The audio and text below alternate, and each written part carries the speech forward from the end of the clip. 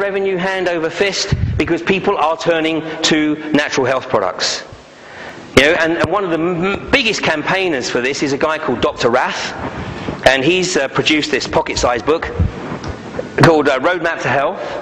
And Dr. Rath's claim to fame, and he's a hero in South Africa, because this guy realized that the pharmaceutical companies were making money hand over fist out of AIDS. And so he did his own research, and what he discovered was that actually, if you don't give drugs to people who are HIV positive, but you treat them with natural remedies, you get them to change their diet, and you get them to use herbal remedies, they don't actually develop AIDS. It's only when you start giving them the ARVs, the antiretrovirals, that's it, that they turn into AIDS victims. He's written this amazing book called End AIDS here. And of course, funnily enough, Dr. Rath is not exactly flavour of the day with the pharmaceutical companies, because they've lost a massive revenue stream from South Africa. This was from the Times a few weeks ago, and when you see it, you think, oh, this is great. Look at that. Alternative therapy is getting a great write-up. 80% of the world's population rely on herbal medicine. 191 million is spent on complementary treatments in Britain every year. 60% of Scottish doctors prescribe homeopathic or herbal remedies, etc., etc. But, actually, that wasn't quite the balanced report that it seems. Because that piece of information was buried in this article with a headline that said, "High Street herbalists can offer no evidence that their remedies work." So which piece of that article do you think registered on the vast majority of the population? And look at this over here. Expert backs prescription by clinicians. This is the biggest threat to the vast majority of complementary health practitioners.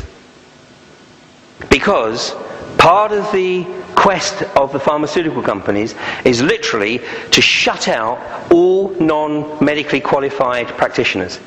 So if you've qualified as a doctor first and then gone on to alternative therapies, then at least for the time being, with the current plans of Codex, you would still be able to prescribe medicines. And now this is the case in Germany right now.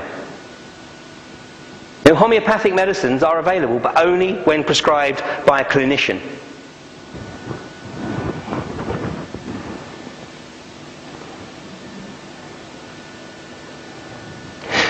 2005, the Alliance for Natural Health launched a campaign in the European courts to try and prevent Codex being implemented. And the judge was very sympathetic, because the judge, who was an EU Advocate General, he referred to the arbitrary powers of Codex supporting EU legislation as being about as transparent as a black box. And basically he was saying, and this is April 2005, no way, Codex, take it away, it's not coming into the EU because, we don't know what it's all about. But Codex, or the World Trade Organization, decided that they would launch a case in the International Court of Justice in Luxembourg. And that case came to court on July the 12th, 2005. Now there's a film, which I have some copies with me today, it's called We Become Silent. And this is a film that was made, it's a short film, it's about 35 minutes. It was made immediately after that European court ruling, but before the international court ruling. And in that film, what it tries to show is how the US was able to resist the implementation of Codex in 1994, and try and, if you like, get some enthusiasm for people to resist in the EU. But on July the 12th, the International Court of Justice overruled the EU. July 12th ruling of the International Court of Justice in Luxembourg followed the July 4th Rome meeting of Codex, when the 85 countries present ratified the restrictive guidelines for dietary supplements. Canada and the USA amongst them. Objections from China and South Africa were ignored. Just as in the original 2001 version, the current guidelines of the EU directive, listen to this, strictly prohibit information about diseases being treatable by nutrients. Strictly prohibit. It is fundamentally illegal for a doctor to advise a patient that their condition may improve if they change their diet. This is outrageous.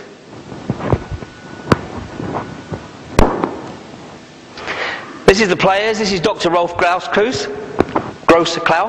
Big Klaus. He's the chairman of the nattily named Codex Committee on Nutrition and Foods for Special Dietary Uses. Rolls off the tongue, doesn't it? And this is the team that's fighting them. It's the international non-government organisation under the guise of the National Health Federation. And these are the three players, key players. Scott Tipps, who's the president of the NHF, and if you go to the website of the NHF, it's thenhf.com, you can find this book. It's called Codex Alimentarius, Global Food Imperialism. It's hot off the press. It's it's compiled by Scott Tipps. And basically it's a summary of articles by people who have first-hand experience of dealing with the Codex Alimentarius Commission. And you can tell by the title, Global Food Imperialism, that Scott does not pull any punches. The other people on his team, the key players, Paul Anthony Taylor, who lives in the northeast of this country. He's the chairman of the National Health Federation. And Dr. Robert Verkerk. Now this guy is extremely important, Dr. Robert Verkerk, because he realised what was occurring back in 2002. He was a professor at Imperial College in London. And he decided to leave academia and take up the fight against Codex Alimentarius. So he is the scientific advisor.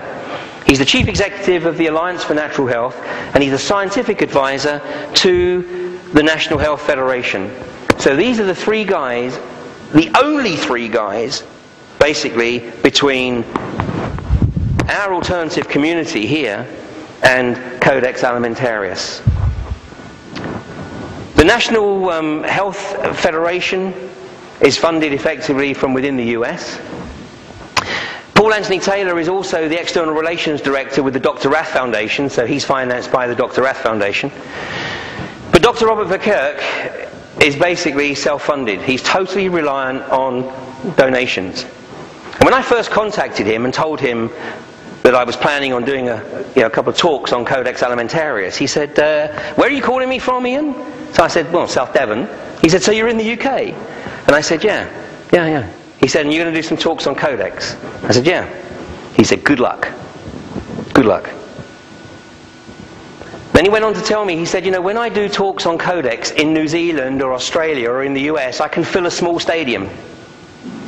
He said, when I do talks in the UK, I'm lucky if I get half a dozen people show up. Well, when we gave this talk in Totnes a few weeks ago, I think we had like 30 people. And I don't know what we got tonight, maybe 60 or 70 or whatever. But even despite the efforts that we've made in publicising, and we haven't pulled the punches this time, we've been pretty much direct in what Codex Alimentarius is all about, and yet we still get people saying, oh, that's not going to happen.